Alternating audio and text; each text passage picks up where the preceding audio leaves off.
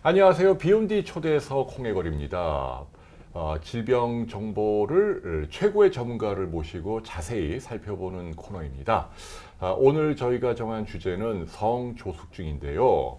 소아과 영역에서 가장 많은 오해가 있고 또 실제로 부모님들이 제일 많이 걱정하는 질병이기도 합니다.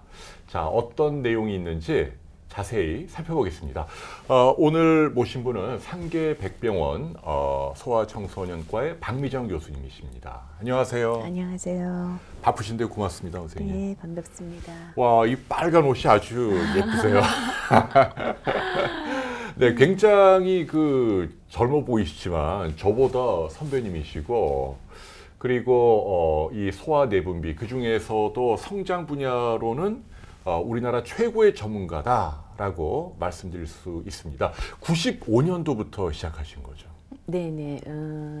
소아내분비학 임상 강사를 거쳐서 95년부터 인제대학교 상계백병원에 성장 클리닉을 오픈하였습니다. 그래서 진단을 하고 또 영양, 운동 여러 가지가 이제 어우러진 그런 이제 아이들의 관리를 시작하였죠. 네, 95년이니까 뭐 4, 5년 돼가네요. 네.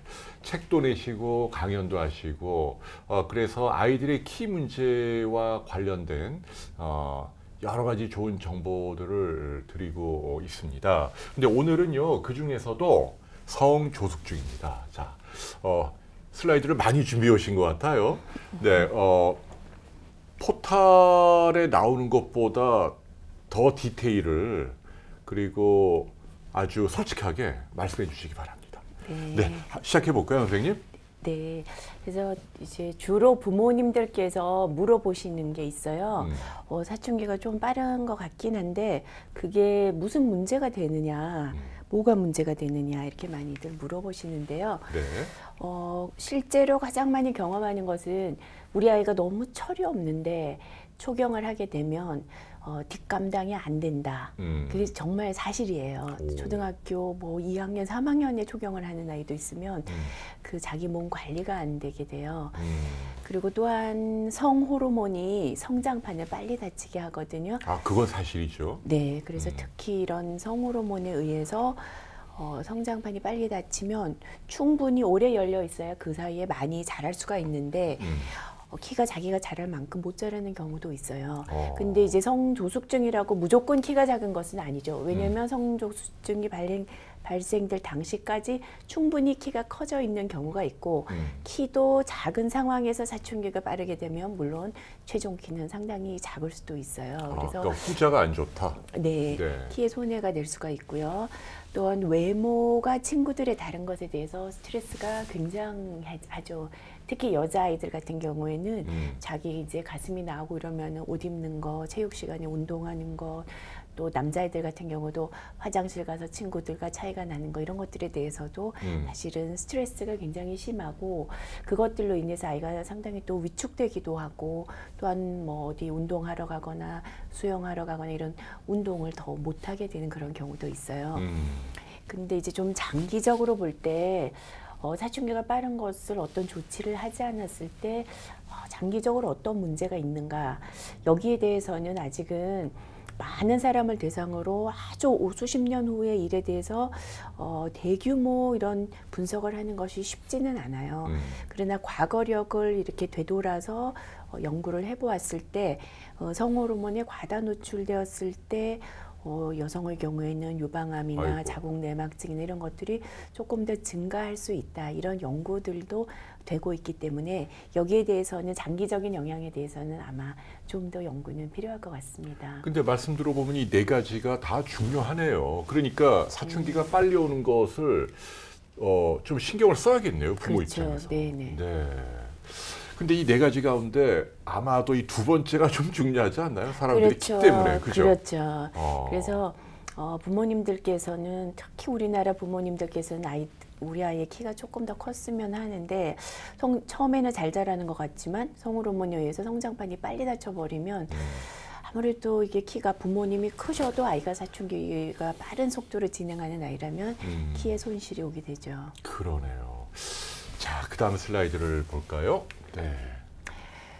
그럼 이제 과연 우리 아이가 사춘기가 시작된 것인가? 부모님이 어떻게 하면 알아차릴 수가 있을 것인가? 대부분 이미들 좀 알고는 계시겠지만 네. 여자아이에는 이제 가슴이 이렇게 만져봤을 때 조금 단단한 몽울이 있는 경우가 있어요. 가슴 몽울이 생기게 되면 이건 사춘기가 시작되었구나 생각을 하시면 되고요. 근데 남자아이의 경우에는 이 고환의 크기가 한 4cc 정도부터를 사춘기의 시작이다라고 봐요. 그래서 병원에서는 1cc, 2cc, 3cc, 4cc 이렇게 해서 25cc를 최대 성인 크기로 보는데 부모님들이 알기는 쉽지는 않아요. 그래서 부모님들께서 우리 남자아이는 꼭 뭐 변성기가 와야 사춘기 시작이다, 음모가 와야 사춘기 시작이다라고 생각은 하시는데 사실은 고환이 커지는 것이 더 먼저인데 4cc라고 하면 약간 엄지, 손마디 그 정도는 된다면 사춘기 시작이다라고 봐야 되겠죠. 네. 그러니까 4cc니까 그 1cm, 1cm, 1cm 그 주사위 같은 거 그거 4개 뭉친 정도 부피네요. 그렇죠. 한 요 정도 된다. 네. 근데 쉽지 않아요. 예, 송구한데 그러니까 자기 자식이긴 하지만 너 일로 와봐 해갖고 불알을 이렇게 잡아봐야 한다는 거잖아요. 근데 잡아보더라도 이렇게 기준치로 이게 3cc인가 4cc인가 5cc인가 이런 것들을 알기가 상당히 쉽지는 않을 것 같아요. 남자는 고환에 제일 먼저 오나 보죠. 그렇죠. 여자는 이 가슴이고요. 가슴몽울이고요. 근데 여자애들은 좀 쉽겠네. 이렇게 이게 본인이 그렇죠. 만져봐도 되니까. 네네. 그래서 사춘기가 시작된 것을 직접적인 지표는 이제 2차 성징, 2차 성징이라고 하는 것이 여자에서는 이제 유방 발달이 되고요. 그렇지만 뚱뚱한 여자아이들에서는 이게 살인지 몽울인지 이런 것들을 알기가 쉽지가 않아요. 그리고 어떤 아이들은 몽울을 느끼지도 못하고 그냥 사춘기가 진행되는 경우도 있어요. 그래서 좀 쉽지가 않고요. 남자아이는 아까 말했지만 고환의 부피가 4cc 이상이거나 혹은 이제 이렇게 만져봐서 그 길이가 장경이 2.5cm 이상을 의학적으로는 사춘기가 시작되었다라고 보게 돼요. 그러니까 긴 쪽의 길이가 네, 타원이니까. 네. 그러니까 그 변성기나 음모 이런 거는 아니라는 얘기죠. 네. 이렇게를 구분한다는 거 알아두시고요. 네. 그러니까 간접적으로는 성장 속도의 증가. 우리 아이가 계속 별로 잘 안 자라다가 갑자기 최근에 너무 잘 자라는 것 같다. 거의 뭐 한 달에 뭐 1cm 자라는 것 같다. 그렇다면 이것도 사춘기의 시작으로 볼 수가 있고 이제 병원에 와서 측정했을 때는 골 연령, 성호르몬에 의해서 뼈 나이가 원래는 자기 나이하고 비슷해야 되는데 그것이 상당히 빨라진다라고 하면 이것도 사춘기가 조금 시작되어서 빠르게 진행하지 않나를 생각해 봐야 될 것 같습니다. 네. 그래서 아까 성장 곡선이란 것을 이미 여러 부모님들께서는 잘 알고 계실 것 같아요. 보건소건, 소아과건 가게 되면은 이런 성장 곡선에 대비해서 각각의 나이 3세, 4세, 5세, 18세의 키가 어느 정도인가. 키의 신장 백분위수가 있어요. 300분위수, 50백분위수, 97백분위수. 이 백분위수는 키를 1번에서 100번까지 세웠을 때 여기 3번인가 뭐 50번인가 97번인가 쭉 이렇게 가다가 갑자기 이렇게 이것을 키를 재어서 체크해 보았을 때 갑자기 이렇게 너무 올라간다. 그것도 사춘기의 시작으로 볼 수가 있겠죠. 가파르게. 네네. 근데 이 표는 어디에서 구할 수 있을까요? 우리 부모님들은요? 인터넷에서도 많이 구할 수가 있고 늘 가는 소아청소년과나 병원에 가면 이런 것들이 마련되어 있는 경우도 있습니다. 근데 오늘 주제인 성조숙증뿐 아니라 일반적으로 키가 작을까 두려워하는 부모님들의 경우에 선생님께서는 평소에도 조금 일찍 한번 체크해 보라 그 얘기는 하시잖아요. 또래에 비해서 키가 어떤지. 네네. 그때 기준점을 보통 몇 세로 정하세요? 몇 살 정도 때 이 표준 키를 한번 체크해 보는 게 좋을까요? 한 7살? 5살? 그러니까 이 표준 성장에 대해서는 출생 후부터 꾸준히. 이걸 다 해야 돼요, 꾸준히? 그러니까 굳이 이 곡선이 아니어도 처음에 태어나면 그 육아 접종 수첩을 받잖아요. 그때는 1살, 2살 때까지는 굉장히 열심히 적어요. 우리 애가 키 체중이 얼마다 혹은 뭐 예방 접종 언제 받았다 이런 것들 잘 적다가 뭐 몇 년, 한 2년, 3년 지나면 거의 이제는 네. 그런 것들을 잊고 사시기도 해요. 그래서 어쨌건 우리 아이를 위한 평생 그 다이어리를 어머님께서는 사실은 적었으면 좋겠고 그랬다가 이제 거의 대학생 되고 뭐 그렇게까지도 사실은 조금 특별한 이벤트를 적어 놓는 게 좋아요. 그래서 키 체중을 보통은 수학과나 가게 되면은 적어 놓는 것을 나중에 이런 곡선에다가 대입을 해보면 좋은데요. 키에 대해서 내가 정말 좀 한번 체크를 해봐야겠다는 그래도 뭐 5살, 7살 정도에서는. 네. 네. 그러니까 선생님 평소 소신이 나중에 이렇게 뭐 성장 호르몬 주사나 이런 걸로 키를 키우는 거가 좀 쉽지 않다. 그렇죠. 일찍 하는 게 좋다. 나 자신을 알아야 되는 거잖아요. 우리 아이의 상태를. 그러자면 평소에 키와 체중을 꾸준히 이렇게 뭐 한 6개월 간격으로라도 적어보고 4살, 5살 이럴 때 만 4살, 5살 정도면 키가 100cm 정도 되어야 돼요. 그러니까 7살, 8살 초등학교 들어갈 때 되면은 뭐 125cm 되어야 되거든요. 그럼 한번 여기 한번 볼게요. 4살을 선생님이 기준점으로 잡으셨단 말이에요. 4살 때는 한번 체크를 해봐라. 여기 4살인데 네. 그럼 여기 보면은 요게 한 95 정도 되네요. 그러니까 4살 때도 키가 100이 안 되고 95면은 이 100명 가운데 3등 이하라는 그렇죠. 키가 아주 작은 거니까 네. 이런 분들은 병원에 가보는 한 게 번쯤은 가봐서 어떤 원인이 발견되기도 해요. 이제 너무 딱 한 시점이 아니라 내가 몇 번 체크를 해봐서 4살 때건 5살 때건 거의 최하위로 계속 가고 있다. 이럴 때는 검사를 해봤을 때 어떤 뭐 골격계의 문제 혹은 갑상선 호르몬의 부족, 성장 호르몬의 부족 이런 여러 가지 상황들이 발견되기도 하죠. 그러면은 하나만 단적으로 집어주시죠. 100cm를 기준으로 하면 아이가 남자아이라면 이게 남자잖아요. 남자아이가 100cm가 안 된다. 그러니까 예를 들면은 한 4살 때도 100cm가 안 되고 심지어는 5살 때도 100cm가 안 된다.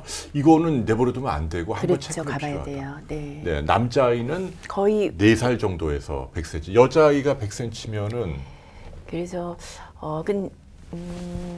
여자아이들이 초기에는 조금 더 이제 빨리 크긴 하는데 크게 이제 너무 많이 복잡하게 나누지 말고 거의 4살에 100cm 정도, 뭐 그다음에 7살에는 네. 거의 120cm 정도는 돼야 돼요. 아, 초등학교 들어가는 만 7세 정도에는 120cm 정도가 돼야 되는데 거기서 많이 못 미친다 그러면 초등학교 들어갈 때까지도 키가 너무 작다면 한 번쯤은 전문의를 찾아보는 게 좋겠죠. 네. 자, 정도해 드릴게요. 만 4살 때 100cm, 만 7살 때 120cm보다 낮다면 한 번쯤 체크를 받아보자. 그 얘기시네요. 네. 자, 그 다음 또 볼까요? 그러면 오늘의 이제 주제인 성조숙증. 과연 어떨 때를 성조숙증이라고 할까요? 혹시 아세요? 아니, 저도 의과대학 때 배웠는데 요게 저희가 일반인들이 아는 것보다는 연령이 많이 낮죠. 네. 그래서 그러니까. 교과서적으로 전 세계적으로 일단은 정의를 내린 것은 네. 만 8세가 안 돼서 아까 가슴 몽우리가 생겼다. 만 9세가 안 돼서 고환이 커졌다. 이럴 때를 성조숙증이라고 하죠. 그러니까 8세하고 9세인데 근데 이제 보통은 이 경우도 요즘에 꽤 있기는 하지만 한 만 8에서 9세 사이에 가슴 몽우리 생기는 경우가 꽤 많아요. 그래서 이럴 때는 성조숙증까지는 아니지만 이제 조기 사춘기. 이제 남자가 보통 여자보다는 한 1년 정도 늦게 성숙한다라고 봤을 때 그 플러스 1세, 남자 9에서 10세 정도의 2차 성징이 시작되었다라고 하면 사춘기가 좀 빠르다 이렇게 얘기를 하죠. 그러면은 이제 남자 아이가 만으로 9살인데 이렇게 그 고환을 잡아갖고 4cc가 넘어가면 그러면 의학적으로 성조숙증이 맞네요. 라고 하는데 약간의 문제는 딱 그 시점에 발견을 못할 수도 있잖아요. 그래서 사실은 증상은 훨씬 일찍이 시작되었는데 그 나이를 어머니가 언제 발견하느냐에 따라서 요 진단이 조금 일찍이 진단을 못하는 경우도 있죠. 그러니까 8세, 9세면은 초등학교 저학년이잖아요. 네네. 그러니까 초등학교 고학년, 5, 6학년 때 뭐 몽울이 생기고 붓고 이거는 네. 그거를 성조숙증이라고 하지 몰아붙이면 안 않죠. 된다. 네네. 네. 생각보다 상당히 기준이 많이 낮아요. 맞아요. 네.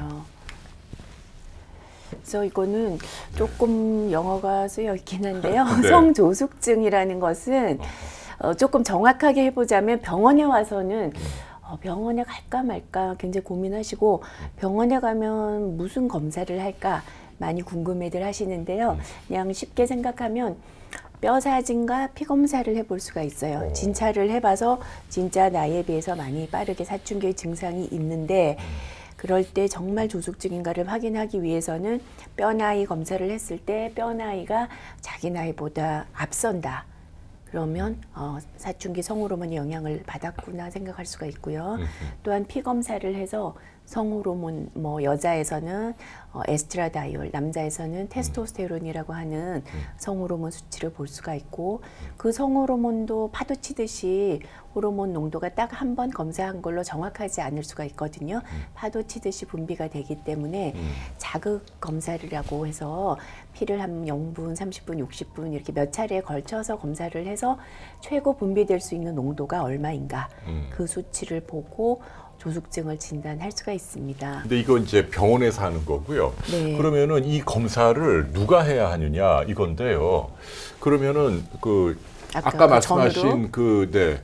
이분들은 해야 될 것 같고 왜냐하면 성조숙증 카테고리에 딱 들어가니까 그죠? 여기에 해당되는 자녀라면은 여기도 마찬가지로 아까 말씀하신 검사를 받는 게 좋나요?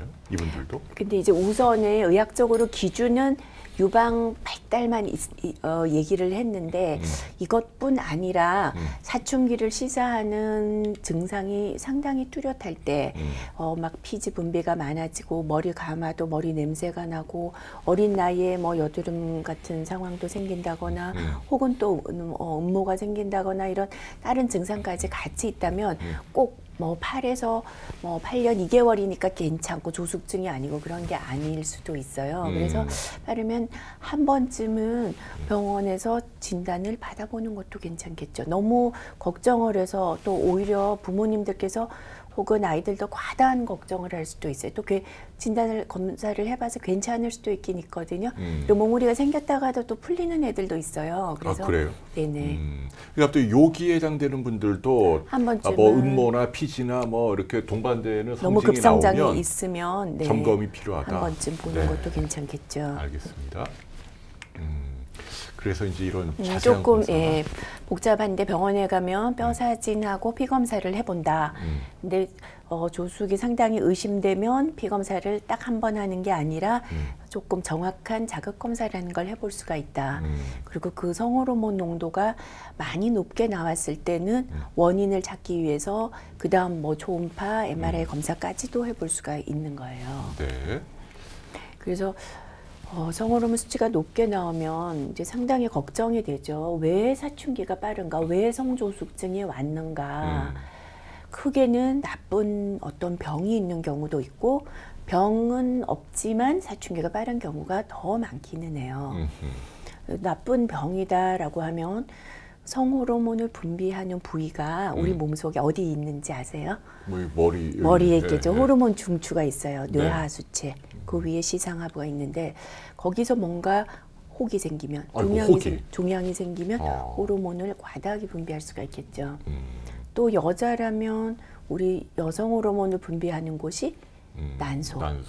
그래서 난소에 뭔가 물혹이다 혹이 있다거나 혹은 자궁에 어떤 문제가 있을 때도 사춘기가 빨라질 수가 있겠죠.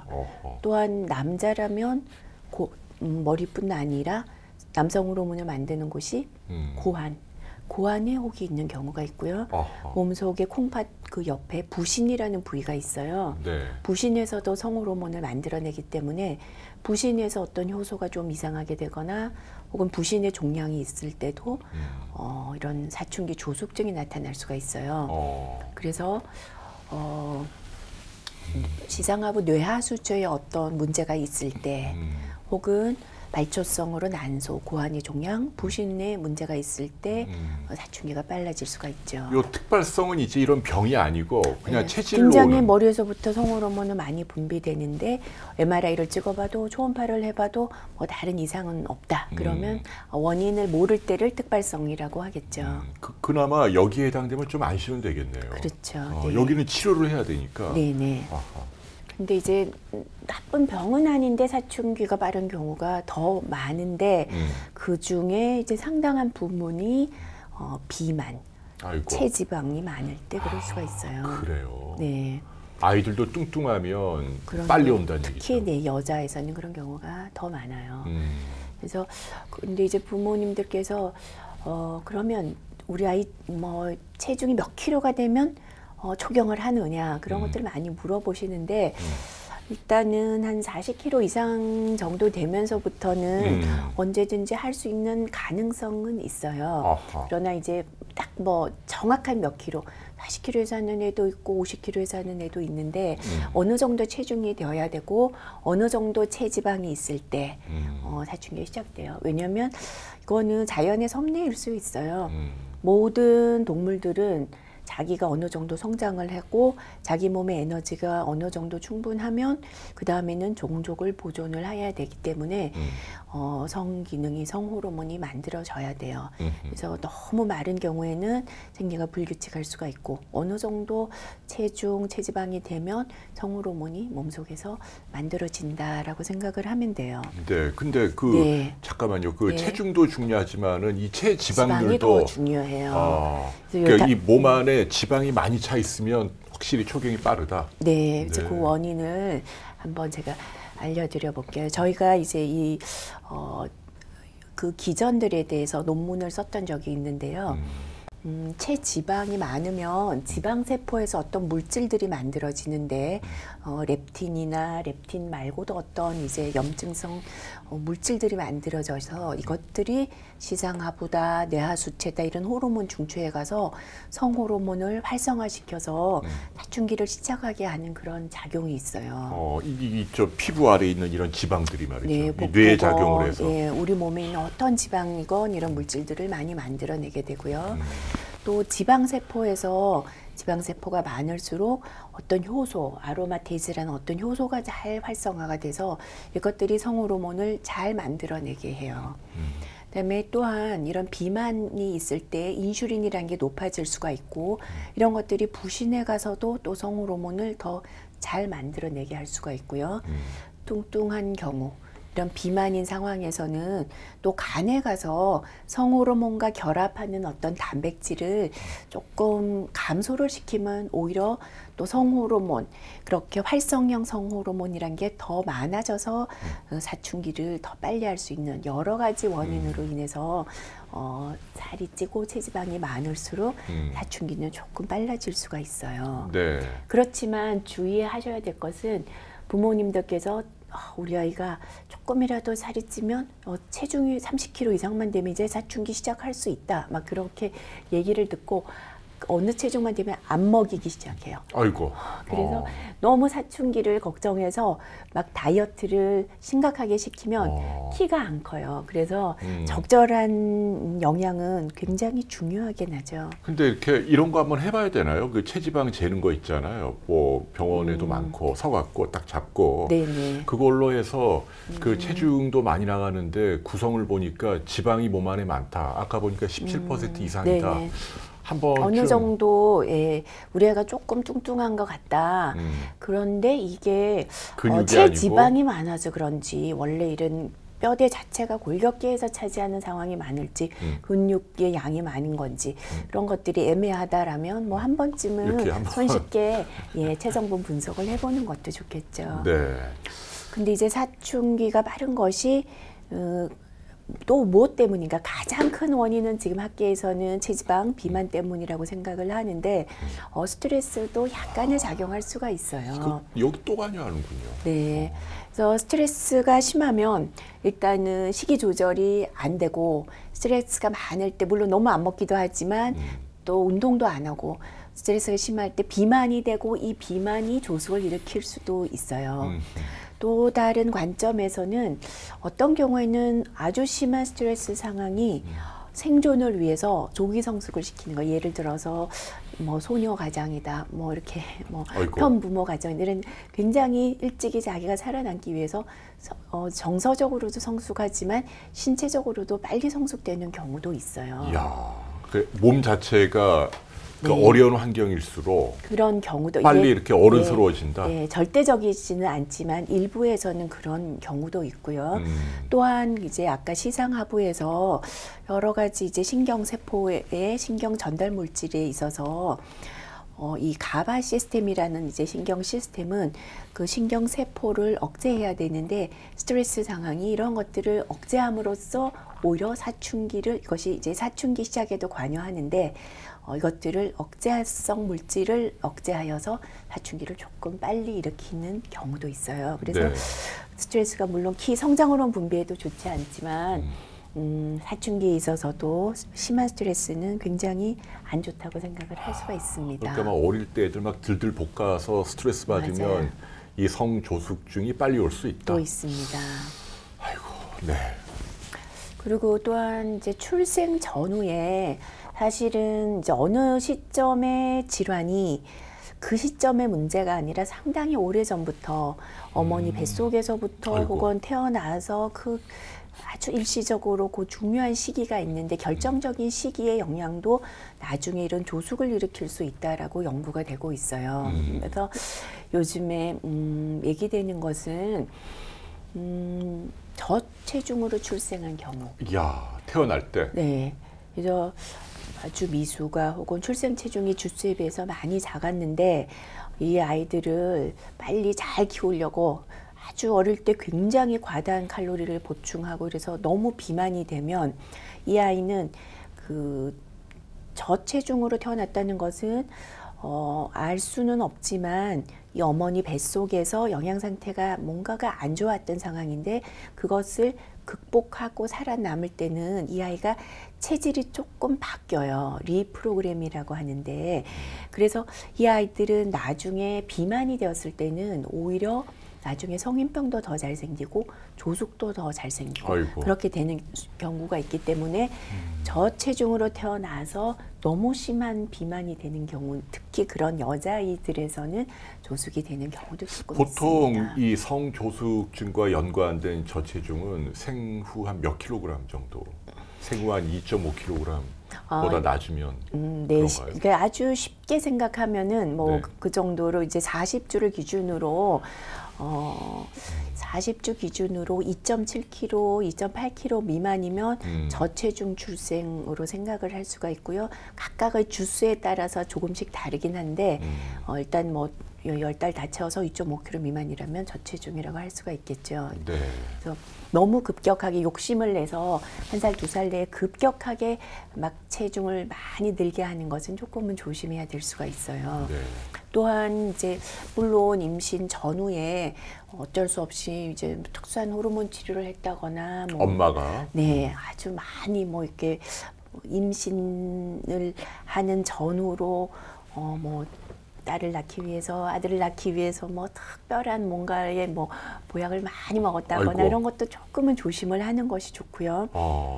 보약 같은 거 이렇게 뭐 아무튼 성분 미상에 뭘 많이 먹는 게 안 네, 좋다. 뭐 좋을 수도 있지만 성분을 정확히 파악을 해야 될 것 같고 생후 한 2, 3세까지는 아이의 그 상태가 굉장히 민감해요. 외부의 모든 자극에 대해서. 근데 이제 아주 어릴 때에 콩 성분이 식물성 여성 호르몬이잖아요. 네. 근데 두유가 뭐 어쩔 수 없을 때는 이게 필요할 수 있는데 아주 과다하게 많이 이 식물성 여성 호르몬에 노출이 되었을 때도 나중에 조숙이 있을 수 있다라고 하기 때문에 너무 과다한 것은 조심을 하는 것이 좋겠죠. 근데 2세 이전이 중요한가 보죠, 특히 콩을. 그래서 이제 2세 이후에는 조금 먹여도 된다 그 얘기신가요? 그래서 지금 이제 몇몇 연구들에서 한 1, 2세 전이 굉장히 민감한 시기이기 때문에 그럴 때 과다하게 노출한 것은 근데 1, 2세 때 이 콩을 먹나요, 아이들이? 예를 들어 이제 딱 떠오르진 않아서요. 맞아요. 보통은 먹어야 두부? 어쩔 수 없이 이제 뭐 두유가 6개월 이전에는 모유를 많이 먹이시겠지만 그 후에 이제 뭐 돌 정도 돼서 분유나 우유를 먹이는데, 그러니까 뭐 우유에 대한 알레르기가 있는 것 같다 이렇게 생각을 하고, 혹은 이제 어떤 뭐 두유 성분을 아주 내가 아이가 잘 먹는다라고 해서 과다하게 뭐 일반적으로 먹는 것에서는 크게 문제가 되지 않을 수는 있지만 너무 과다한 것은 조심을 해야 되겠죠. 2세 이전에 두유를 많이 먹이지 말라 그 얘기시네요. 그러니까 특히 저체중으로 태어나고 이러면은 두유가 또 장점도 있지만 때로는 약간 너무 어린 나이에서 과다한 것은 조심을 해야 되겠죠. 네. 그 콩이 아무튼 여성 호르몬과 유사한 그런 약간은 영향을 줄 수가 있어서 저희가 환경 호르몬에 대해서 요즘에 많이 얘기를 하잖아요. 환경 호르몬이 정말 너무 우리 생활 곳곳에 이제 정말 공포스러울 만큼 많이 있긴 한데, 특히 이 환경 호르몬이라고 하는 것은 환경에 있으면서 우리 몸속에 들어와서 성 호르몬 수용체에 대신 작용을 하는 거예요. 그래서 성호르몬, 성조숙을 일으킬 수도 있고, 또 때로는 그게 너무 강하게 붙어서 우리 수용체에 붙어서 사춘기에 오히려 늦게 할 수도 있는 여러 가지 요인들이 있는데, 이제 외국에서 어떤 뭐 벨기움이라는 나라에서 이민 온 아이들에서 사춘기가 굉장히 빠른 나이에서 어떤 성분들이 굉장히 오히려 더 높더라. 혹은 또 어떤 미시간 지역에서 어떤 여자아이들이 초경이 상당히 빨랐는데 어떤 환경 호르몬 성분이 더 높더라. 또 혹은 푸에트리코 이런 지역에서도 아주 어린 나이에 가슴이 발달을 했는데 그런 정상적인 아이와 비교했더니 조기에 유방 발육이 있는 아이들이 어떤 프탈레이트 성분들이 높더라. 이런 이제 여러 가지 연구들이 있었어요. 그래서 조금 조심해야 된다. 이런 연구들도 많이 되었고, 또한 이런 것들이 아주 대규모 연구를 하기는 쉽지 않았기 때문에 또 어떤 연구에서는 또 괜찮더라 이런 연구들도 있지만, 그러니까 환경 호르몬이 사춘기 발달을 빨리 할 수가 있고요. 저희에게 온 그런 성조숙증 아이들에서 정상적인 아이들과 비교를 해봤을 때 혈중 그 식물성 여성 호르몬 성분이 이 조숙증 아이들에서 좀 더 높은 것을 저희도 외국 학회에 보고한 적은 있습니다. 이게 우리 선생님이 발표한 논문이네요. 네. 파이토에스트로겐이 그러니까 아까 말씀하신 그 두유 같은 콩 성분이네요. 제니스타인이 조금 높게 나오기도 했습니다. 그 두유를 아무튼 어릴 때 너무 많이 먹이면 안 되겠네. 뭐 약간 먹이는 건 좋지만. 네. 그래서 뭐 무조건 나쁜 건 아니라 모든 것이 장점이 있을 수도 있고 또 혹은 민감한 어떤 군에서는 조금 조심해야 될 수도 있다. 그렇게 알고 있으면 될 것 같습니다. 네. 그래서 이런 많은 환경 호르몬들의 뭐 비스페놀 A도 있고 PCB도 있고 뭐 프탈레이트도 있고 많이 있는데, 이런 것들이 특히 아까 말한 그런 뇌하수체에 가서 혹은 자궁, 뭐 질 여러 부위에 직접적으로 작용할 수 있다라는 많은 연구들이 있기 때문에 이것은 이제 이 환경 호르몬 굉장히 요즘에 중요한 연구 분야일 것 같아요. 근데 환경 호르몬은 이제 그 개인이 뭘 조심해야 돼요, 선생님? 뭐 국가적으로는 뭐 환경을 깨끗하게 하고 뭐 이런 뭐 플라스틱 이런 거 태우고 뭐 이런 거 조심해야 하는데, 우리는 뭘 할 수 있죠, 선생님? 좀 막연하긴 합니다. 이게 굉장히 너무 이제 많은 내용들이 있어서 이것만으로 아마 또 한 시간을 같이 말씀을 나눠야 되지 않을까 싶습니다. 근데 일단은 이제 뭐 가능하면 플라스틱 제품 사용은 최대한 줄이고, 이 페트병도 이보다는 뭐 이런 게 더 좋다면서요? 비스페놀 뭐 BPA 뭐 그런 프리 이런 제품들도 많이 있겠죠. 프탈레이트도 마찬가지고, 어떤 성분들은 지방층에 물론 수용성도 있고 어떤 성분들은 지방층에 많이 축적이 되기도 해요. 그래서 우리가 너무 기름기가 많은 음식들을 통해서 섭취될 때는 그 내장이나 지방이 많은 거, 그런 것들은 조금 조심을 하는 게 좋을 것 같고요. 그리고 내장탕 이런 것도 좀 조심해야겠네요. 사실은 그러면. 그럴 수도 있어요. 내장탕 드시지 말래요. 그런 비계나 이런 데도 많이 동물들에 일단 많이 축적이 된 것을 우리가 그 동물을 먹으니까 그런 것도 조심을 해야 될 것 같고요. 삼겹살 비계. 네, 그리고 사실 또 이런 여러 가지 세제들이나 우리가 화장품 뭐 이런 속에서도 파라벤, 뭐 트리클로산 여러 가지 성분들이 들어 있으니까 과다한 그런 화장품 또 액상 세제 뭐 이런 것들도 조금씩 사용은 제한하는 게 좋을 수도 있고요. 그다음에 뭐 여러 가지 또 환경호르몬 성분이 예를 들면 코팅한 펜이 긁히면서도 나오니까 너무 많이 이렇게 긁혀진 펜들은 조금 바꿔주는 것도 어이구. 좋을 것 같고요. 네. 많은 우리가 조금 뭐 피할 수 있는 많은 것들이 있겠죠. 네. 그리고 캔 음료도 사실은 조금 사용은 자제하지만 특히 캔 음료를 따뜻하게 데워서 먹는다거나 이렇게 되면은 조금 더 이게 많이 용출이 될 수도 있을 것 같고요. 이론적으로 가능할 것 같아요. 네, 그리고 이제 우리가 일회용 많은 그런 일회용 용기들을 많이 쓰고 아주 뜨거운 음식들, 뜨거운 국 같은 것도 거기에 많이 담게 되잖아요. 그러니까. 그런 것들은 좀 더 이제 용출이 될 수가 있고 그게- 전자레인지 사용도 좀 줄이면 좋고. 그게 요새 애들이 좋아하는 거예요. 편의점 같은 데서 막 컵라면, 뭐 전자레인지 이용해서 또 뭐 많이 먹잖아요. 네, 그래서 그런 용기들이 뭐 그거 참 좋다, 걱정이네. 괜찮다 많은 얘기들은 있지만 여러 가지 우리가 한 가지 성분에만 노출되는 것이 아니라 생활 속에서 너무 여러 가지 복합적으로 노출이 되고 그런 것들이 서로 몸속에서 이런 환경 호르몬들이 또 복합적으로 작용을 하게 되기 때문에 사실은 우리가 항상 머릿속에 환경 호르몬을 좀 멀리 피할 수 있는 방법들을 생각해야 되는데 굉장히 맞아요. 내용은 좀 많습니다. 그 뜨거운 것도 종이컵에 이렇게 담으면 맞아요. 녹아 나온다 네, 그러더라고요. 네, 네. 그러니까 이런 머그잔이 좋네요. 네. 알겠습니다. 또 환경 호르몬도 성조숙증에 관여할 수 있다. 네. 그래서 과연 사춘기 조숙증이 많은가? 국가적으로 뭐 우리나라에 몇 명이 지금 성조숙증인가? 그게 궁금해요. 그러면 꼭 성조숙증을 치료를 해야 되느냐? 음흠. 치료받는 애들은 얼마 정도인가? 그러게요. 혹은 과거에 비해서 많아지고 있는가? 이런 것들의 아주 대규모 자료가 사실은 정확하게 얻는 것이 쉽지가 않아요. 근데 어쨌건 제가 우리나라 그 심사평가원, 그러니까 그 자료로 대규모 자료를 한번 분석을 했어서 이제 논문을 외국에 발표를 했었는데요. 2004년, 5년, 6년 이렇게 하면서 이 남자애들에 비해서 여자애들에서 사춘기 이야. 조숙증 치료를 받는 아이들이 너무 급격하게 증가를 했어요. 와, 남자는 변화가 없는데. 크게 변화가 없는데 근데 우리가 실질적으로 진료실에서 느끼는 것도 남자애들보다는 여자애들의 성조숙증이 굉장히 많고 외국에서도 마찬가지예요. 그래서 아마도 정확한 원인은 알 수 없지만 외부적인 환경이나 체지방 증가, 이 비만이 여자애들에서는 우리 몸에서 더 민감하게 받아들여지지 않을까 그런 생각을 하고요. 특히 여자애들은 가슴몽울이 생기면 바로 병원에를 와요.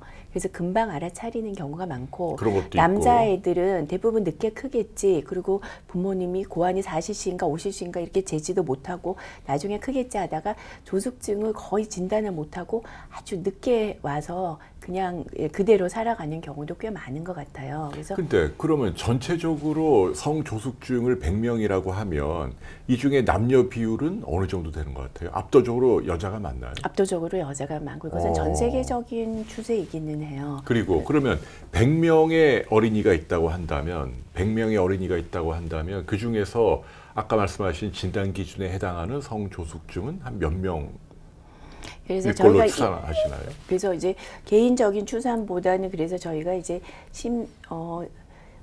심사평가 국민건강보험공단에 청구를 해서 이제 병원에 아이가 왔어요. 그러면 이제 성조숙증을 의심을 해서 검사를 해요. 피검사도 하고 뼈사진도 찍어요. 이게 그래서 진짜 중추성 진성성 조숙증이다라고 진단을 받으면 그이가 사춘기 지원제 치료를 해요. 그리고 그 치료한 것에 대해서는 이제 보험 청구를 하게 되거든요. 그래서 그 심사평가원의 자료가 상당히 이제 전국 규모이고 그것이 정확하지 않을까 해서 제가 그것을 이제 분석을 했었는데요. 네. 그게 이 논문이긴 한데 그렇게 했더니 성조숙증으로 와서 검사한 아이들 진단받은 아이들 중에서 10분의 1 정도가 진짜 성조숙증이고 사춘기 지원 치료를 했어요. 그래서 10분의 1. 네, 그런데 이제 이것도 저희가 그 과거 요 시기 동안에 우리나라의 국가 데이터로 했는데 조금 더 이것은 후속적인 연구가 필요할 것 같은데. 근데 왜 이렇게 이 옛날보다도 특히 여자애들이 늘었을까요? 이 시대적인 변화 이유는? 시대적으로 아마도 좀 더 과거에는 성조숙증 사춘기 아주 빨라도 그냥 그렇게 살았을 수도 있어요. 근데 이제 소아 내분비학 이런 분야 선생님들이나 여기 많은 관심을 갖고 또 홍보도 많이 언론적인 홍보도 되었던 것 같긴 하고요. 또한 그 여러 가지 성조숙증을 진단하는 기준치나 보험급여나 이런 것들의 상황이 많은 관심을 갖고 병원에를 좀 더 많이 와서 진단이 되었지 않나 생각하는데 사실은 너무 가팔랐기 때문에 가팔라요. 저희가 좀 더 많은 대상으로 좀 더 많은 기간으로 지금 이제 분석을 하고는 있습니다. 근데 그러니까 남자보다는 여자가 아주 많고 정말 많이 빨라지는 것 같긴 합니다. 그러면 지금도 병원에 이 성조숙증을 걱정해서 부모가 데려오면 진짜인 경우는 한 열에 한 명 정도다, 그 말씀이신가요? 느낌상? 그렇죠. 네. 그러면 열에 9은 아니다. 우리 아이가 한 7살, 6살, 7살에 가슴모래 살짝 생겼는데 검사를 하고 수치가 높지 않아서 지켜보자라고 했는데 그게 다시 또 들어가는 경우도 있어요. 일시적인 성호르몬에 자극이 되었던 경우도 있고 조금 어머니께서 많이 걱정해서 오셨는데 피지 분비도 되고 급성장하고 해서 가슴이 발달된 거 아니냐 하고 왔는데 그 사실은 좀 괜찮고 약간 빠른 그 정도 이지성조숙증은 아닌 그런 경우도 꽤 많기 때문에 진짜 성조숙증은 그리고 치료를 할 정도는 그렇게 많지는 않습니다. 그럼 그 말씀은 열의 9은 진짜가 아니고 또 그런 경우는 굳이 이렇게 막 치료까지 할 필요는 없다, 그 얘기시네요. 그렇죠. 네. 그래서 이 성조숙증과 관련해서 이렇게 관심 갖는 건 좋은데 너무 또 겁먹을 필요는 없다, 지금 그 말씀이신 거죠. 그러니까 사춘기 시작이 빨랐는데 그 다음에도 계속 빠른 속도로 가는 경우가 있고요. 사춘기 시작은 빨랐는데 그 다음에 속도는 또 천천히 가는 경우도 있어요. 이런 경우는 굳이 치료를 할 필요도 없을 수도 있거든요. 그러네요. 처음에 그러니까 고환이 좀 커지고 커졌다, 몽울이 생겼는데도 시작은 빨랐는데 다른 애에 비해서 천천히 진행하는 경우도 있다. 그 후에 시작만 빠르고 좀 천천히 가는 경우도 있고요. 그래서 저희가 처음에 성호르몬 농도가 조금 높았다고 해서 바로 다 치료를 하는 것은 아니고 보통은 한 3개월, 6개월의 상황을 지켜보자. 그러면서 속도가 어떻게 되는지를 보자라고 하는 경우도 많습니다. 네. 자, 다음 슬라이드 볼까요? 네. 근데 이제 혹시 사춘기가 너무 빠르고 진짜 성조숙증이다. 그러면 이제 사춘기를 늦추는 치료가 있다던데 이것이 효과가 좋은가요? 이제 이걸 많이 관심을 가지고 계세요. 근데 이 사춘기 성호르몬을 억제하는 치료제는 사실은 효과는 굉장히 좋아요. 그래서 성호르몬 농도를 낮추고 또 그러나 약간은 성장 속도가 감소될 수가 있어요. 성장 속도. 이게 무슨 뜻인가요? 네. 성장 속도라는 건 그 키 성장 키를 얘기하는 것 되겠죠. 같은데. 네. 그러니까 사춘기는 늦추는데 키는 덜 자라게 한다는 얘기인가요? 그렇죠. 그러니까 사춘기 성호르몬이 키를 키우는데 도움을 주는 거죠. 잘 커요. 사춘기 때 우리가 잘 큰다고 하는 것은 그때 성장 호르몬도 많이 분비되고 성호르몬도 많이 분비되면서 뼈 성장을 잘 일으키는 거예요. 그러니까요. 그런데 근데 그게 성호르몬이 예. 또 좋은 면도 있지만 이 성호르몬이 성장판을 다치게 하는, 성장판을 굳어지게 해서 다치게 하는 역할이 있어요. 그렇기 때문에 너무 빠른 경우에 성호르몬이 너무 높다면 물론 억제 치료를 해야 되는데 그 동안에 우리가 느끼는 한 달에 크는 키는 조금 덜 큰다라고 느낄 수가 있어요. 약물 치료를 안 할 때에 비해서 키가 오히려 좀 덜 자라는 경향이 있다. 한 달에 크는 키는. 그러나 이 치료를 하지 않으면 또 빨리 성장판이 다치니까 성장을 할 수 있는 시간을 조금 벌어주는 거죠. 오랫동안 자랄 수 있게. 그래서 사춘기 지연제가 다 좋은 것만은 아니거든요. 그래서 사춘기 증상은 늦출 수가 있고 약간은 키는 한 달에 크는 키는 조금 성장 속도는 낮출 수가 있는데 종합적으로 봐서 키에 뭐 아주 손해가 가는 것은 아니겠죠. 아니 근데 현실적으로 2차 성징 또 이 성조숙증과 관련해서 가장 이제 두려워하는 그 키가 작을까 걱정을 하시는데 부모님들이 근데 치료를 하면 이 속도는 느려진다. 근데 최종적인 키는 그러면 커질 수 있나요? 그런 건가요? 최종적인 키는 약간의 이득이에요. 그러니까 그래요? 우선 느끼는 그 시간 자라는 한 달, 뭐 2달 그 시간 동안에는 약간 내가 그 전에 한 달에 뭐 1cm씩 자라는 것 같았는데 이 치료를 하면 한 달에 한 0.6cm 정도 뭐 그거든요. 덜 큰다라고 느끼지만 전체적으로 봐서는 손해가 아니라 뭐 1년 치료에 한 2cm 정도 뭐 이득이 될 수는 있어요. 그러나 이 사춘기 조숙증이라는 것이 성조숙증이라는 것이 아이마다 그 처음에 검사를 했을 때 성호르몬 농도가 다 다르고 그때 뼈가 자기 나이보다 얼마나 앞서 가느냐가 다 다르기 때문에 전문가가 판단을 해서 이 정도이면 이것은 반드시 사춘기 억제를 해야 하는 것이 더 이득이 있겠다. 키건 사춘기의 상황에 대해서 혹은 이 정도라면 그렇게 큰 이득이 없으니까 인위적인 치료를 하지 말자. 그런 것들을 이제 전문가가 판단을 해주게 되겠죠. 네. 네, 확실히 사춘기 지연제를 치료를 하면 나왔던 가슴도 들어가고 고환이나 뭐 이런 여러 가지 상황도 더 이상 커지지가 않게 돼요. 근데 이 경우는 아무튼 여자아이는 8세 이전, 남자아이는 9세 이전이라는 그 진단 기준에 입각해서 치료를 그때 한다. 증세가 나타났고 조금 후에 왔더라도 이제 치료를 시작하는 기준이 있어요. 그래서 거기에 따라서 할 수가 있어요. 그래서 유방 몽울이 생겼던 것도 없어질 수도 있고요. 약간 더 커지지는 않아요. 고환도 작아지고 확실히 뭐 발기도 덜 된다 그러고 그런 여러 가지 효과는 굉장히 좋다라고 볼 수가 있어요. 근데 과연 얼마나 키에 대해서 더 키우느냐 이거는 쉽지 않아요. 성장 호르몬도 마찬가지고 사춘기 지연제 치료를 했을 때 키에 대해서 몇 센치 이득인가 이것은 사람마다 많은 여건들이 다르기 때문에 한마디로 말하기는 쉽지 않은데 많은 연구들에서 뭐 한 5년 치료했더니 한 10cm 더 이득이 되었다. 3년 치료했는데 뭐 7cm 이득이 되었다. 뭐 5년 치료했는데 5.9cm 이득이 되었다.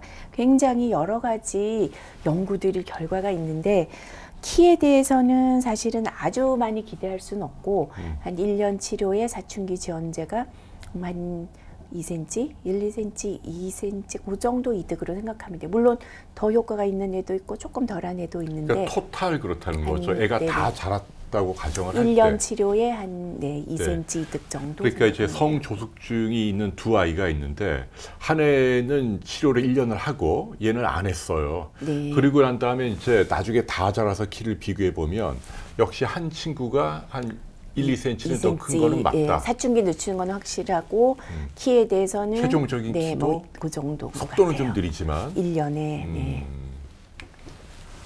그래서 검사는 병원에 와서 아까 뼈 나이는 꼭 찍어보게 되고 네. 기본 혈액 검사할 수가 있고 성호르몬 농도를 어떤 경우에는 뭐 한 번 검사를 할 수도 있고 조금 정확하게 하자면 시간차를 두고 검사를 할 수가 있고 그다음에 이제 초음파나 또 사춘기가 너무 빠른 남자에서는 뇌의 MRI 특히 여아에서도 사춘기가 많이 빠를 때는 MRI를 해보는 경우가 있습니다. 6살 전에도 생기는 경우가 반드시 있군요. 네, 그런 아이들은 반드시 해봐야 됩니다. 네. 뼈 나이는 이미 여러분들께서 많이 보셨겠지만 이제 뼈에 나이가 있어요. 그 손 사진을 찍어봤을 때 각각의 이런 작은 화골액의 크기나 모양이나 이런 것들이 뭐 이 정도는 3살, 6살, 뭐 11살 이런 자기 나이하고 비슷해야 되는데 뼈 나이가 빠르면 아무래도 성장은 빨리 진행을 할 수 있다 생각할 수 있으니까 그 검사를 할 수가 있고 뇌 MRI를 찍는 것은 호르몬의 중추가 여기 뇌하수체가 있고요. 그 위에 시상하부라는 게 있는데 여기 어떤 문제가 생기면 혹은 다른 부위에도 또 어떤 문제가 생겼을 때 성호르몬을 과다하게 분비할 수가 있기 때문에 때로는 이 MRI 촬영을 해보는 경우가 있습니다. 네. 그러면 과연 사춘기 늦추는 치료를 언제 시작해서 언제 끝내야 되는가? 부모님들은 사춘기 최대한 늦추고 싶다. 그렇게들 많이 말씀을 하세요. 그러나 웬만하면 자연적인 게 가장 좋잖아요. 근데 이제 치료하는 시기는 보통은 여자는 만 9세 전에 아하. 남자는 만 10세 전쯤에 시작을 하는 것이 좋고요. 치료하는 동안에도 물론 한 3개월 내지 6개월 간격으로 병원에 가서 기나 체중이나 사춘기 변화, 또 성호르몬 농도가 어떻게 되나, 또 뼈 나이가 지금 아주 빨랐던 것이 조금 둔화되나 이런 검사를 해볼 수가 있어요. 종료는 언제 하느냐? 뼈 나이가 여자에서는 보통 한 12살, 남자에서 한 13살, 뭐 그 정도 전에 종료를 생각할 수가 있겠죠. 네, 요건 뭐예요? 역연령이라고 되어 있는데. 우리가 보통 말하는 나이, 달력 나이, 그 나이로? 그게 이제 일반적인 나이고. 달력 나이. 네, 그래서 우리 아이는 뭐 우리 딸은 중2, 중3 때 초경하고 싶어요. 그래서 막 계속 미루는 것은 이 아이에게도 썩 좋지는 않고. 그럼 뭐 한 2년 정도 받으라니요? 2년 정도? 9세에서 11세. 늦어도 그런 거니까 네. 요즘엔 상당히 빠른 애들도 있거든요. 뭐 그래서 뭐 만 8세, 뭐 만 7세, 8세에 뭐 시작해야 되는 3, 4년. 아이들도 있어요. 그래서 네. 조금 오래 하는 경우도 있고. 그러니까 종료는 그러나 이제 이 초등학교 고학년 무렵에는 다 마무리하는 게 좋다. 그렇죠. 네. 네. 우리나라 보통 일반적으로 여자아이들이 초경을 언제쯤에 할 것 같아요? 거의 우리나라 전국의 데이터는 뭐 12세 좀 넘어서 6학년이면 거의 평균적으로 해요. 서울 지역 아이들도 거의 뭐 5학년 말 정도에 하거든요. 또 우리 아이만 뭐 사춘기 조숙이었는데 중학교까지 미루겠다. 이것은 크게 바람직하지 않고 일반적으로 다른 아이들이 할 때까지 정도로 미룰 수가 있겠죠. 네.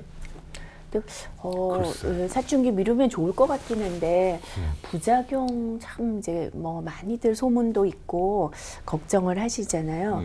근데 저희가 해봤을 때는 생각보다 그렇게 부작용은 없는 것 같긴 합니다. 약물은 어떤 성분이죠? 주사제예요. 주사인가요? 네, 주사제이고 우리가 성호르몬을 자극하는 그런 호르몬이 있는데 그것과 구조가 굉장히 비슷해요.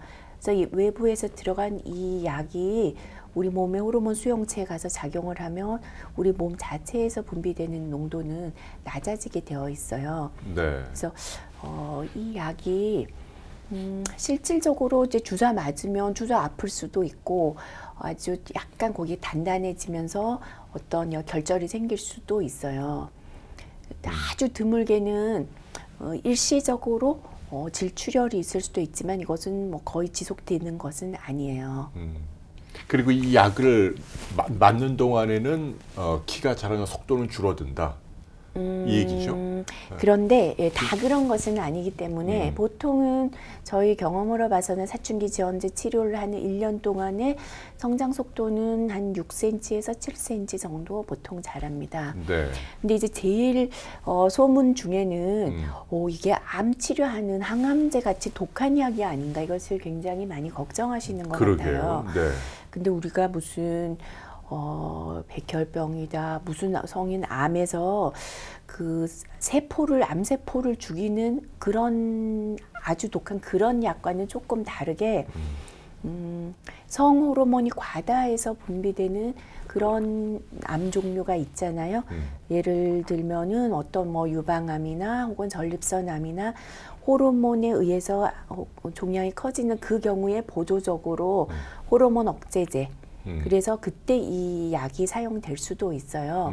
그래서 또 오해를 하는 것이지 이 약이 뭐 항암제도 아주 독성이 강하고 그런 것은 아니에요. 이거를 어떻게 주사제면은 매일 맞나요? 사춘기 지원제는 대부분은 약효가 좀 길어서 4주에 한 번 주사를 맞아요. 4주에 한 번. 네, 그냥 예방접종 주사 맞듯이 팔 뭐 이런 데 팔에다가. 맞을 수가 있고 네. 어떤 제품은 물론 엉덩이에 맞을 수도 있긴 있고요. 그러면 4주에 4주에 한 한 번 번씩 맞게 와서 되고 어떤 제품은 물론 약효를 조금 더 긴 제품이 있어서 3개월에 한 번 주사를 맞을 수도 있어요. 네, 다 호르몬 계열의 약인가 네, 보죠. 자체가 호르몬은 아니고 그 호르몬 자극을 할 수 있는 것에 아미노산 하나를 치환을 해서 만들어진 것이어서 자체 호르몬은 아니고요. 그러면은 선생님 말씀 듣고 보면 이렇게 심한 부작용이 있진 않다 그 얘기시네요. 제가 거의 뭐 95년부터 지금 뭐 많은 아이들을 치료를 해봤는데 다행히 아직까지는 단 한 명도 뭔가 지금 그때 95년 이후부터 쭉 치료는 해왔으니까 부작용이 있었던 애는 없지만 반드시 필요한 경우에 치료를 해야 되는 것이지 그냥 나 조금 사춘기 늦춰야지 혹은 나 그냥 키 더 키우기 위해서 사춘기 지원제 이런 것은 아예 처음부터도 시작하지 않는 게 좋겠죠. 정말 그렇겠네요. 진성 성조숙으로 우리 아이가 성호르몬이 너무 높다. 그때에만 치료를 하는 것이 좋겠죠. 네. 그래서 제일 걱정하는 것은 사춘기 지원제를 하면 불임이 되지 않을까. 성호르몬을 억제하는 것이니까.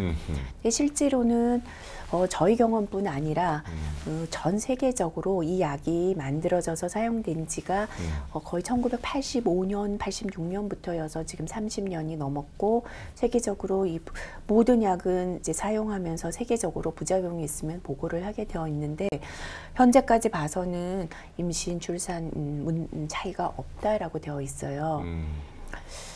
그렇고 우리가 실질적으로 해봤을 때는 그러면 이 약을 치료하는 동안에는 생리하지 않아요. 그리고 약을 끊으면 언제 정도에 다시 이제 우리 아이가 초경을 하게 되느냐. 일반적으로 봐서는 한 약을 끊고 1년에서 1년 반 후 정도라고 생각을 하면 돼요. 근데 이 아이가 약을 끊을 시점에 과연 성호르몬 분비나 사춘기 단계가 어느 정도인가에 따라서 혹은 이 아이의 비만도에 따라서 이제 약 끊고 어떤 애는 조금 더 빨리 자기 성호르몬 축이 돌아오기도 하고 조금 더 천천히 돌아오기도 하겠죠. 네. 근데 성호르몬이 특히 이제 여성에서 이제 굉장히 중요하잖아요. 또 이것이 골밀도도 유지하고 뇌에서의 기억력 세포에도 관여하고 여러 가지 작용에 관여를 하는데 이것에 의해서 골밀도 감소가 있는가? 다 그런 것은 아니에요. 그 치료하는 동안에 살짝 떨어지긴 이제 오랜 기간을 치료했을 때 떨어질 수도 있는데 또 괜찮다는 연구도 많기 때문에 우리가 칼슘, 비타민 D 충분히 먹으면서 하면은 대부분 별 문제는 없을 것이고요. 또 이 치료를 해서 오히려 우리 애가 더 뚱뚱해지는 것이 아닌가. 이 치료 자체에 의해서 뚱뚱해지지는 않아요. 그러나 대부분 사춘기 조숙증이 오는 아이들이 대부분 좀 뚱뚱한 아이들이 많고 이 치료를 하면서 이제 키도 더 커야 되니까 굉장히 이제 또 더 잘 먹고 하면서 조금 이제 체중이 많이 나가는 아이들이 있지만 이 약의 직접적인 뭐 부작용은 아닐 것으로 보이고요. 네. 1년 전체적으로 치료에 대해서는 약간의 이득이 있다. 그러나 사춘기 지원제를 키가 클 목적으로는 하지 말고 정말 사춘기가 너무 빠르다. 우리 아이가 한 4학년 때 초경해서 감당이 안 될 것처럼 빠르다. 이럴 때는 치료를 생각해 볼 수가 있겠죠. 그러니까 키는 이렇게 피부에 와닿는 것처럼 쭉 자라고 이런 건 아니다. 지금 그 그렇죠. 얘기시네요. 네. 그래서 이 사춘기 지원제는 주사제예요. 현재 나온 것은 전 세계적으로 주사제밖에 없다라면 생각하면 되고 물론 이제 외국에는 6개월 제형도 있는데 우리나라에는 아직은 이제 들어오지 않았고 또 외국에는 어떤 조그만 것을 팔 밑에 심어서 성호르몬을 억제해서 약효가 1년 이상 가게 하는 것도 있는데 그것은 우리는 아직 하지 않고요. 네. 근데 부모님들이 많이 약간 혼돈하는 것이 성장 호르몬 치료가 있고 사춘기를 늦추는 치료가 있다. 그렇죠. 근데 이게 뭐 어떤가? 네, 이거 중요한 표네요. 네. 제가 한번 정리를 해봤는데요. 사춘기를 늦추는 치료는 일반적으로는 한 4주에 한 번씩 주사를 맞으면 되고 성장 호르몬이 이 반감기가 짧기 때문에 가능하면 매일 주사를 맞는 게 낫고요. 이건 성장 호르몬 그 자체를 보충해서 키를 더 키우는 것이고 이것은 성호르몬 분비를 조절해서 덜 분비되게 해서 사춘기를 증세를 늦추고 성장판이 빨리 닫히는 것을 막는 것이죠. 성장 호르몬 물론 키를 좀 더 키울 수가 있고요. 사춘기 지연제 하면은 키에 대해서는 당장은 키 크는 속도는 조금 적어 보이고 최종 성장판 조금 오래 열려 있게 해서 약간 이득이 있다. 그렇게 보면 될 것 같습니다. 네. 근데 이제 사춘기 지연제, 성조숙증 치료제를 하면 무조건 성장 호르몬을 또 반드시 같이 병합을 해야 되는가? 그건 아니에요. 사춘기 시작할 때 충분히 어느 정도 좀 크고 부모님의 유전적인 요소가 부모님 좀 크신데 사춘기가 빨랐다. 설사 사춘기가 좀 빨라도 최종 키가 그렇게 작지 않을 수도 있어요. 그래서 이거는 상황을 봐서 사춘기 지연제만 해서 종료하는 경우도 있고 어떤 아이들은 벌써 진료실에 왔을 때 이미 자랄 시기가 너무 얼마 남지 않고 도저히 이 지연제만으로 안 될 것 같다면 지연제와 성장호르몬제를 두 가지를 같이 치료하는 경우도 있습니다. 네, 완전히 다른 치료예요. 굉장히 다른 네, 치료예요. 주사 자체가 다르다. 네. 네. 그래서 부모님들께서 난 예방하고 싶은데 네. 예방하는 방법이 없는가? 마땅히 없죠, 사실은. 근데 일단 가장 중요한 원인이 그나마 알려진 것이 비만, 체지방이 많을 때 조금 빨라지는 경향이 있죠. 근데 이게 좀 어려워요. 그러니까 그 비만하지 않으려면 이제 뭘 좀 많이 먹어야 되는데 칼로리도 필요하다면서요. 참 키가 크려면 네. 근데 그래서 건강한 음식을 많이 먹으면 돼요. 근데 이제 건강하지 않은 음식, 칼로리가 높은 애들이 라면 먹고 짜장면 먹고 과자 먹고 패스트푸드 먹고 이렇게 하면 칼로리는 충분한데 사실은 이제 살은 찌는데 정말 키로 잘 가지 않을 수도 있으니까 한식 위주의 그렇게 담백한 음식은 사실은 어느 정도 많이 먹는 게 좋겠죠. 근데 비만하지 않게 잘 먹고 운동을 많이 해야죠. 운동을 하면 그 운동 그 자체가 키를 성장판 자극하고 성장으로 분비를 증가시키고 또 사춘기는 좀 억제할 수가 있어요. 그래서 운동을 많이 하는 마라톤 혹은 발레리나 체지방이 많지 않다면 아무래도 사춘기에 조금 늦은 경향은 있으니까 네. 운동하지 않게 하는 것. 그다음에 나머지 이제 환경 호르몬 최대한 우리가 조절할 수 있으면 좀 멀리 하는 것이고요. 스트레스도 줄여야 되고. 근데 이거 왜 나왔을까요? 전자파도 여기에 대해서 네. 좀 많이들 얘기를 하는데 반드시 아직은 그런 많은 연구가 되어 있지는 않아요. 사실은. 근데 그래도 뭔가 제기가 되나 봐요, 학계에서. 조금 전자파가 뇌에 대한 어떤 작용 그렇게 얘기는 하고는 있고 요즘 애들이 좀 과다하게 핸드폰하고 컴퓨터 앞에만 매달려 있다 보니까 이런 것들에 대해서도 앞으로 조금 연구가 되어야 되지 않나 생각은 하고는 있습니다. 네. 그래서 과연 이제 아이가 가슴몽울에 생기고 하면은 이제 부모님들이 아주 사색이 되세요. 그래서 아이들도 굉장히 왠지 자기 엄마 아빠도 너무 걱정을 하시니까 불안해할 수 있는데 그래서 병원에 올 때도 애들은 못 모르고 막 끌려오는데 너무너무 무서워하긴 해요. 근데 이것이 가슴이 조금 빨리 나왔다 이런 것들이 큰 병은 아니다. 네가 병원에 가서 검사해 볼 수는 있으나 친구들보다 단지 좀 빠른 것이지 이게 굉장히 안 좋은 뭐는 아니다. 그래서 사람마다 차이가 있다. 그래서 아이들을 이해시켜야 되고요. 모든 사람이 겪는 그런 하나의 현상이다라고 해야 될 것인데 아이들이 원하는 대로 조금 해줘야죠. 이때부터는 이제 사춘기가 시작이 되었다면 그래서 그 옛날처럼 우리 아이를 말하는 거나 사사건건 간섭하거나 아이들에게 그렇게 하는 것보다는 좀 이제부터는 정말 친구처럼 소통을 해줘야 돼요. 그래서 내가 이런 스타일의 옷을 입고 싶다. 애가 좀 표시가 나니까 그 원하는 대로 따라 해주면 돼요. 내가 그리고 굳이 거부하는데 내가 너 수영해서 살 빼야 되고 수영이 좋더라 그래서 싫어하는데 억지로 하는 운동보다는 이때부터는 정말 심리적으로 아이와 친구가 되게 하고 그러나 미리 항상 이런 조금의 이런 성교육에 대해서도 조금씩 해주는 것이 필요하겠죠. 네. 그 치료제는 그 건강보험의 적용을 받을 수 있는 거죠.